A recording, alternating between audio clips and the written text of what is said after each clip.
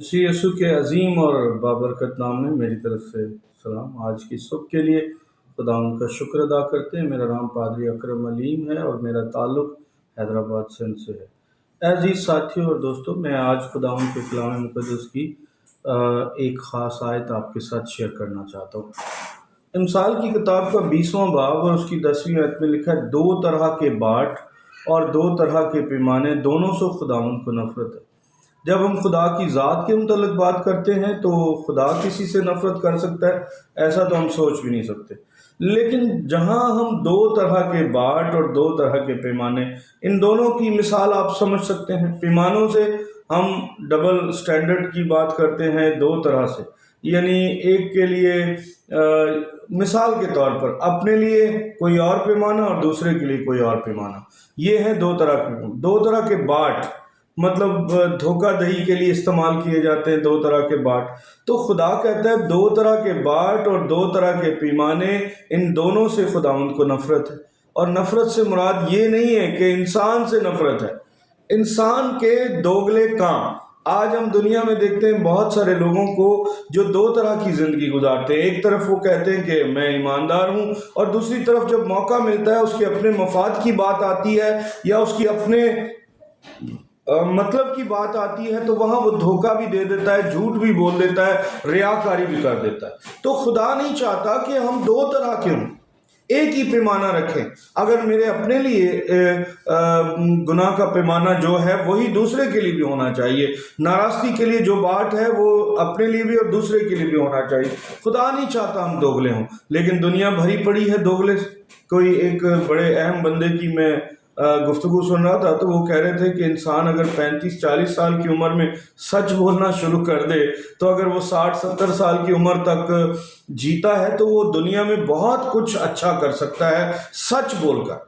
लेकिन लोग 70 साल की उम्र के बाद जाकर सच बोलते हैं, तब उनके सच बोलने का कोई फ़ायदा नहीं, तब वो नाकाम होते हैं, तब वो फेल होते हैं, और तब उनके पास ज़्यादा वक्त नहीं होता लोगों के पास। इसलिए खुदावंद चाहता है हम सच्चाई पर ज़िंदगी गुजारें, 2 तरह की ज़िंदगी ना गुजारें। एक तरफ हम खुदा को खुश करने की कोशिश करते हैं, दूसरी तरफ दुनिया को।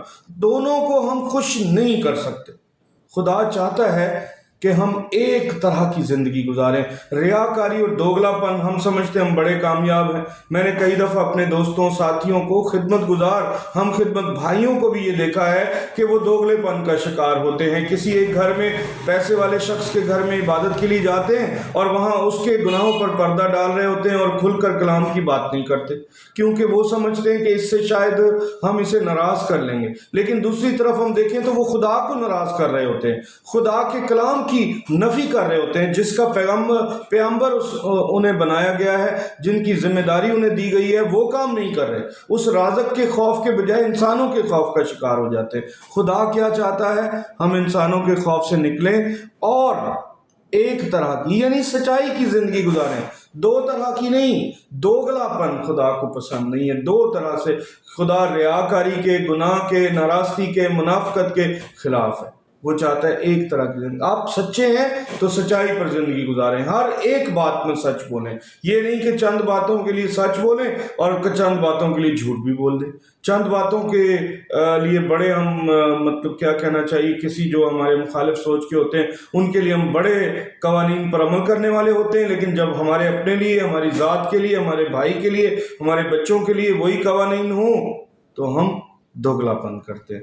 खुदा नहीं चाहता कि हम दोगले हों। 2 तरह के बाट और 2 तरह के पैमाने, इनसे खुदावंद नफरत करता है। इंसान अगर दोगला रवैया रखता है, इंसान अगर 2 तरह की ज़िंदगी गुजारता है, तो खुदा उस ज़िंदगी से भी खुश नहीं है। आइए मैं और आप एक तरह की ज़िंदगी गुजारने की शुरुआत करें। सच बोलें, सच्चाई पर चलें। जितना जल्द मुमकिन हो सच्चाई पर बोलना और बात करना शुरू करें, ताकि हमारी ज़िंदगी में जितना भी वक्त बाकी है वो खुदा के जलाल के बाइस ठहरे। खुदा मुझे और आपको सच बोलने की हिम्मत, ताकत और कुव्वत अता करे। आमीन। इस कलाम पर खुदा की खास बरकत हो।